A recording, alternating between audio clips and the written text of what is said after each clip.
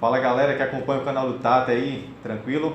Estou aqui mais uma vez aqui com o professor Augusto, fazendo aqui mais um vídeo aqui de contexto para mais uma operação. Para quem acompanha o canal aí, a gente fez o último vídeo aí para a Operação 13 Horas, que foi aqui em âmbito de João Pessoa, mas aí agora a gente está aqui na semana que antecede aí a Operação Tríplice Fronteira e a gente chamou aí Augusto para poder fazer um vídeo aí, esclarecer mais uma vez aí os pontos aí da operação e tentar deixar o pessoal mais enturmado com o contexto do jogo, tá ok? Valeu! Bom, Augusto, então, para esclarecer mais para o pessoal aí da operação aí que vai participar, agora no próximo sábado e domingo aqui em João Pessoa, explica mais ou menos para a gente aí sobre o contexto da Tríplice Fronteira aí, né? Então, para esclarecer sobre o contexto que está inserido ali o Brasil, a Argentina, o Paraguai e o contexto aí político, militar e a parte de contrabando também ali na parte da fronteira ali de Foz do Iguaçu também. Passa um pouquinho para a gente aí dessa questão. Perfeito, Rodrigo. Antes de qualquer coisa, parabenizar o Tati pela operação, mas mais ainda pela escolha do tema e a escolha da região. Muitos operadores acabam não imaginando como seria possível pensar a Tríplice Fronteira Sul do Brasil como o cenário e possível enredo para um jogo de Airsoft, Real Action e Milsim. Mas e aquela região ela é considerada uma das áreas mais críticas do país no que concerne a redução das condições de segurança nacionais do Brasil. E por que isso? Durante a década passada, a Tríplice Fronteira Sul, sempre é bom botar a Tríplice Fronteira Sul e ter a Tríplice Fronteira Norte, em grande parte, porque você tem a Tríplice Fronteira no norte do país, que também é extremamente sensível, mas a Sul ela tem uma característica distintiva muito grande, porque além de ela ter o problema de contrabando, ela é uma fronteira importante relacionada à entrada de drogas do Brasil e ao tráfico de pessoas e outras coisas. Na década passada ela começou a ser muito investigada, não só por órgãos de segurança e defesa da América do Sul, do Cone Sul, mas também dos Estados Unidos por causa da questão do terrorismo. Existia uma hipótese, em grande parte sustentada por órgãos de inteligência dos Estados Unidos, de que a Tríplice Fronteira Sul ela era um caldo do inferno, no sentido de que você articulava desde o contraventor, algo parecido com o bicheiro, ao traficante de droga, ao cara corrupto na alfândega e um processo de lavagem de dinheiro para financiar grupos terroristas, em particular no Oriente Médio. Então, tudo aquilo numa área muito limitada, compreendendo, botando em contato Brasil, Argentina e Paraguai. E aí, se você para imaginar um operador real, tanto militar como policial federal, que está naquela situação, ele está num ambiente extremamente hostil, onde tem uma alta capacidade de engajamento contra atores criminosos armados com grande poder de fogo, e ele está desacobertado porque ele não está numa condição de guerra. Só que ele pode ser vitimado a qualquer momento por armamento utilizado em contexto de guerra. Então é um cenário em que construir um enredo para a Tríplice Fronteira pensando no Airsoft faz todo sentido e ganha relevância para o operador comum de tentar entender como é que a segurança pública dialoga com a segurança nacional e coloca a tua prática do Airsoft pensando operações do dia a dia. E também é uma região assim muito sensível também, né? Porque existe a questão também do contrabando ali, do tráfico, então a gente sabe também que o pessoal tanto do Paraguai quanto da Argentina, assim, por falta de condições também, assim, termina optando por esse tipo de prática, né? Então como é que tu caracteriza ali a questão em Foz do Iguaçu, por exemplo, ali a parte também da atuação da Receita também, e a parte também da travessia também pela Ponte da Amizade? Bem, uma das formas de você prejudicar sensivelmente um país é com contrabando de mercadorias e com economia informal. Quando você olha para aquela área da Tríplice Fronteira Sul, você tem uma área gigantesca em que entram produtos contrabandeados, desde cigarro pirateado, maconha, cocaína em menor quantidade, mas muito mais maconha e algumas drogas sintéticas e armas. E aí você tem um problema, Rodrigo, extremamente complicado, que é o seguinte fato. Enquanto no Brasil nós temos uma legislação extremamente proibitiva relacionada à compra de armas, nós somos um dos maiores exportadores de armas de fogo no mundo, armas e munição. Parte desse armamento que nós exportamos é exportado para o Paraguai e é exportado para a Argentina. O Paraguai, por exemplo, tem uma legislação muito leniente quando comparada com o Brasil. Então, vários criminosos ou atores não estatais mal intencionados compram armamentos, às vezes de forma legalizada, armamentos produzidos no Brasil, vendidos no Paraguai, vendidos na Argentina e trazem de volta para o Brasil através da Tríplice Fronteira ou pela Bolívia. Então, boa parte daquele afluxo de armas que você tem nas favelas do Rio de Janeiro ou com o PCC está relacionado diretamente à porta de entrada lá na Tríplice Fronteira Sul, que aí você tem um quantitativo muito pequeno da Polícia Federal e do Exército e de outras forças de segurança para tentar frear. Só que não dá. E os países da região também não têm grande capacidade de conter esse influxo populacional e migratório. E não é só produtos ilegais assim, né? Mas, por exemplo, a parte de eletrônicos também, né? Que tem aquela questão toda que o Brasil é muito restritivo com relação à parte da receita também, da tributação, e termina que a tributação no Paraguai, por exemplo, é bem menor e eles terminam comprando lá e trazendo isso de forma ilegal para o país, né? Você tem um pente fino. Para qualquer um que for à Cidade de Leste, por exemplo, você vai para lá, compra alguma coisa e tem uma boa probabilidade de você não ser parado na alfândega. Então, quando a gente vê grandes apreensões, na Ponte da Amizade, por exemplo, é porque ou as pessoas deu errado a operação deles, ou você tem uma operação de inteligência que já está procurando alguma coisa. Agora você tem os grupos organizados que fazem o contrabando muito bem articulados com alguns setores de inteligência ou setores que conhecem a ação policial dos dois lados da fronteira, dos três lados da fronteira, na verdade. Então, quando você tem boa parte do contrabando real, isso dificilmente é pego, porque você tem um problema maior ainda.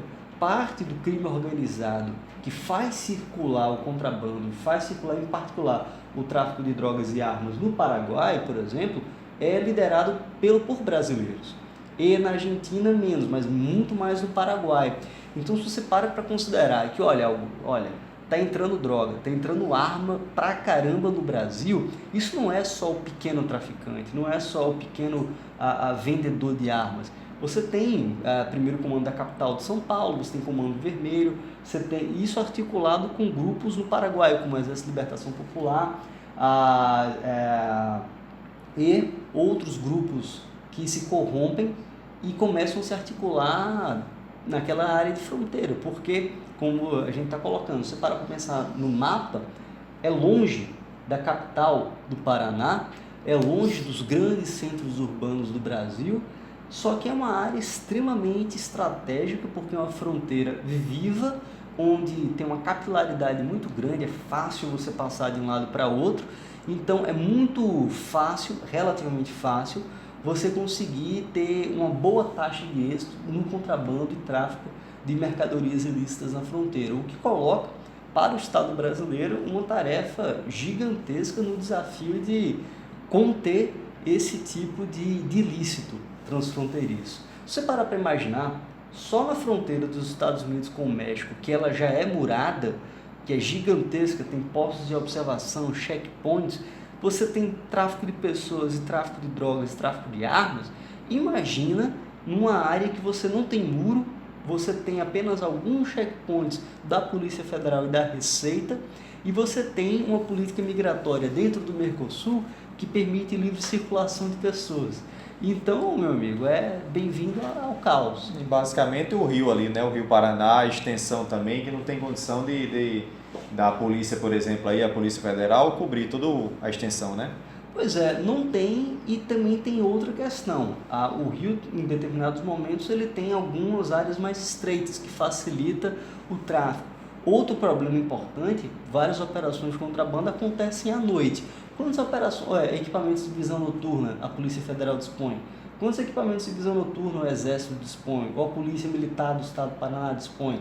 Então, essa carência de equipamentos e a falta de articulação mais robusta com os setores policiais do outro lado da fronteira dificulta muito o combate, por mais que você tenha um rio fazendo essa fronteira física minimamente. Bom, Augusto, então falando mais ou menos aí sobre a operação, certo? A gente planejou aí uma operação para que tentar simular aquele ambiente de tríplice fronteira, né? Onde a gente tem a parte policial do lado do Brasil tentando defender, né, a fronteira, e tendo o pessoal ou da Argentina, do Paraguai ali, fazendo ou comércio legal, certo? A travessia de mercadorias legais, ou ilegais, com notas frias, ou por exemplo, tráfico de drogas e tal. Então, como é que tu define mais ou menos para a gente aí a questão do tipo de operação de airsoft, onde normalmente a gente faz uma simulação militar, onde o jogador geralmente tem uma postura mais ativa de ir ao confronto, e ter uma operação como essa que é mais ou menos o operador, pelo menos do lado do Brasil, de uma forma passiva de combate, tentar fiscalizar o máximo possível para poder simular aquele ambiente, né? Bom, acho que o principal você colocou, que é a ideia de que essa operação ela vai exigir dos operadores primeiro, cabeça aberta em relação a como proceder em campo e quais são os objetivos que você vai ter, mas fundamentalmente uma característica que é importante. Primeira delas, boa parte, 90% das operações que a gente simula no Airsoft são operações militares. Isso vem da própria natureza do esporte do Military Simulation, ou seja, a gente trabalha simulação militar. Só que qual é a vantagem de uma operação como a Tríplice Fronteira? Que a literatura que estuda estudos estratégicos e transformação das Forças Armadas vem demonstrando que desde os anos 80, 90, cada vez mais você tem a utilização de Forças Armadas, de agentes coercitivos do Estado, treinados com alto grau de letalidade, trabalhando contra ameaças não convencionais, ou seja, contra grupos terroristas, contra insurgentes ou contra criminosos. Então, enquanto a gente pensa Airsoft, pensando milsim, pensando guerra, cada vez mais no mundo real, os militares estão sendo utilizados para combater grupos que são criminosos. Então, essa operação ela tem essa característica do mundo real que é muito interessante. Outra característica mais relevante ainda é conceber a ideia de que, distinto de uma operação comum, você não está simulando guerra, você está simulando conflito. E é conflito armado, mas não no contexto guerra. E se você não está necessariamente em guerra, você não pode necessariamente matar o adversário. Matar o adversário não necessariamente é o objetivo. Às vezes o objetivo é impedir com que ele cumpra a missão dele, como contrabando, tráfico de drogas, ou que ele chegue do seu lado da fronteira. O que é diferente de uma operação tradicional milsim de guerra que você quer aniquilar o inimigo, tomar o território e prosseguir adentrando na missão. Então, essa característica ela é bem interessante em entender que você está trabalhando uma operação chamada de não guerra, em que se utilizam equipamentos bélicos, mas com uma limitação do uso da força. Isso é interessante, porque, de um lado, essa limitação acontece do lado do agente do Estado. Do lado do agente criminoso, não tem nenhuma limitação, tanto no âmbito jurídico como no âmbito do uso da violência. Não é à toa que é muito comum você ter grupos criminosos metralhando policiais federais ou agentes do Exército para impedir com que cheguem a cargas roubadas ou para ganhar tempo para poder se evadir para o outro lado da fronteira.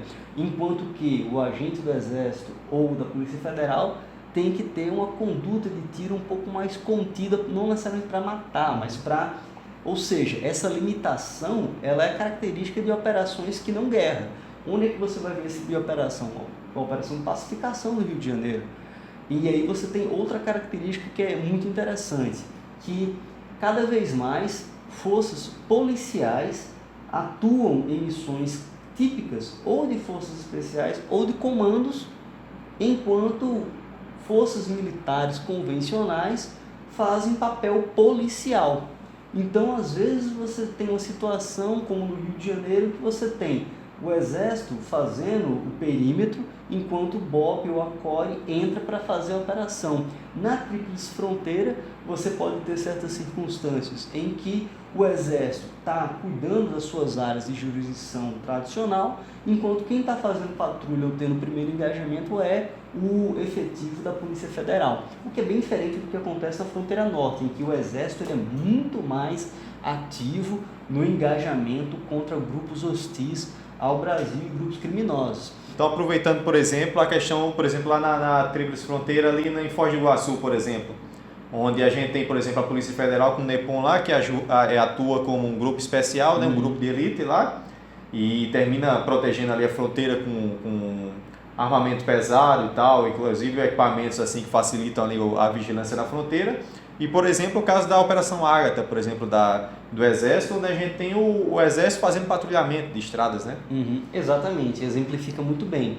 A Operação Ágata, inclusive, tem notícia do governo atual de que ela vai ser alterada. Hoje ela funciona muito mais como uma tentativa de demonstração do Estado brasileiro de que ele consegue trabalhar com distintas agências, desde o Exército até a Receita Federal, Polícia Federal, até Polícia Civil, por aí vai. Só que o grande problema da Operação Ágata é que ela é anunciada. Então, quem é o criminoso, ele sabe que vai ter a Operação Ágata e o grande contraventor, o grande traficante, o grande contrabandista, ele não vai cair na armadilha facilmente. Então, essa missão de patrulhamento, essa missão mais defensiva, ela começa a ser não tão eficiente. Por outro lado, como você bem coloca, a Polícia Federal está no embate. Ora, ela não apenas faz o serviço de inteligência, de prospectar informação, como ela tem que, de certa forma, dar uma resposta em relação aos ilícitos que são praticados na área de fronteira. Então, a característica interessante que o operador tem que tomar atenção nesse sentido, sendo o ator representante do Estado, seja ele brasileiro, argentino ou paraguaio, é entender que ele está numa condição de não guerra, ele está numa operação não militar em que ele tem o uso da força, em que ele tem o uso da violência para o cumprimento da lei. E isso mitiga, isso controla, reduz até onde ele vai utilizar a violência.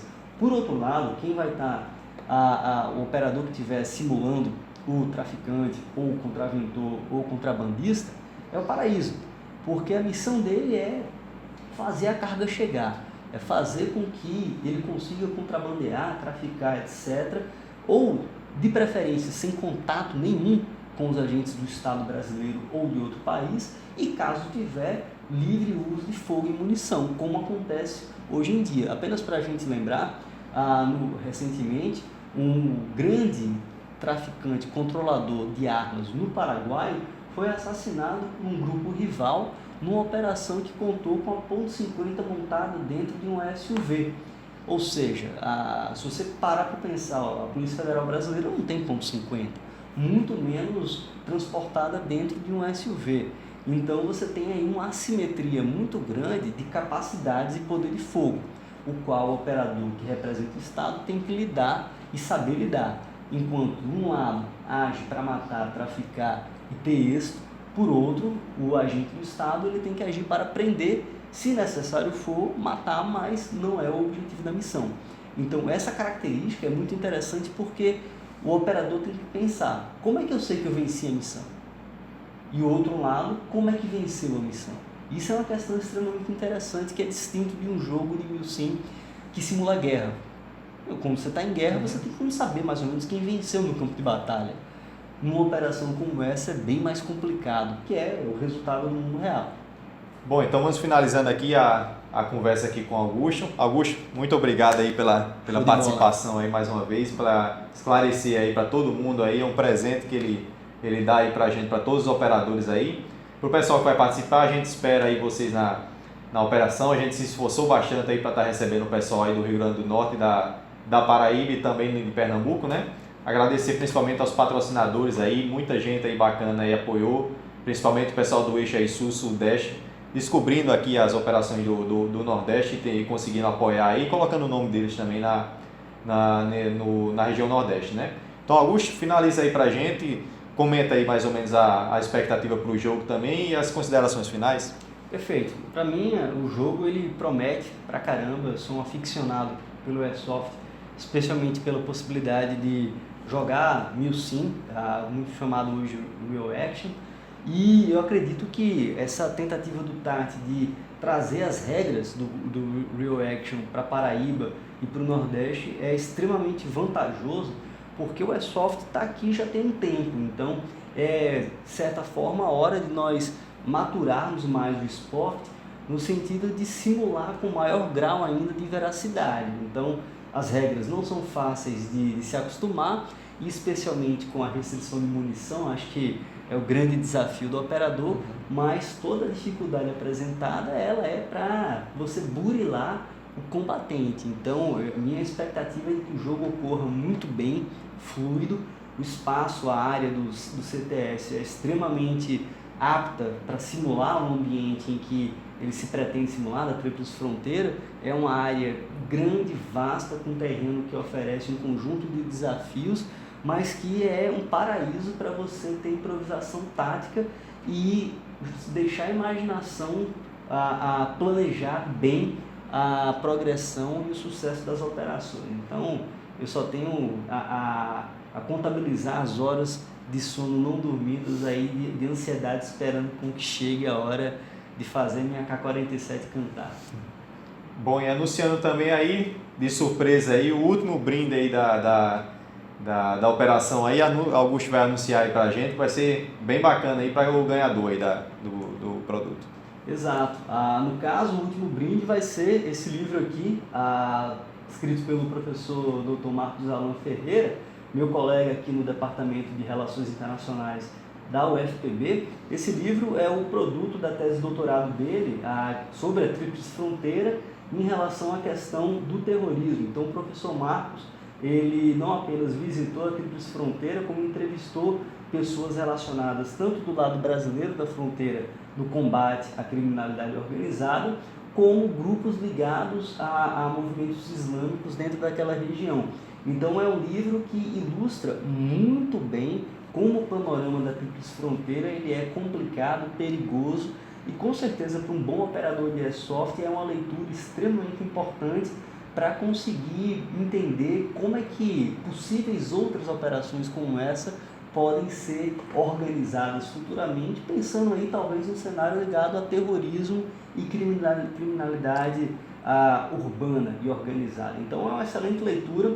Queria agradecer ao professor Marcos Alan pela entrega desse exemplar para o sorteio. O livro está sendo vendido, a gente vai disponibilizar depois o link, e é um grande prazer poder não apenas divulgar, mas contar aí com o apoio do outro amigo acadêmico aí para o esporte. Bom, então pessoal aí acompanha aí a página. Em breve aí, depois que passar a operação, a gente vai estar soltando imagens, talvez vídeos também. E com certeza aí na página dos times que vão participar também vai estar recheada aí de imagens aí do jogo. E também dos patrocinadores também aí que vão divulgar as imagens. Então eu agradeço aí, Augusto, mais uma vez. E aguardo todos vocês aí na operação, hein?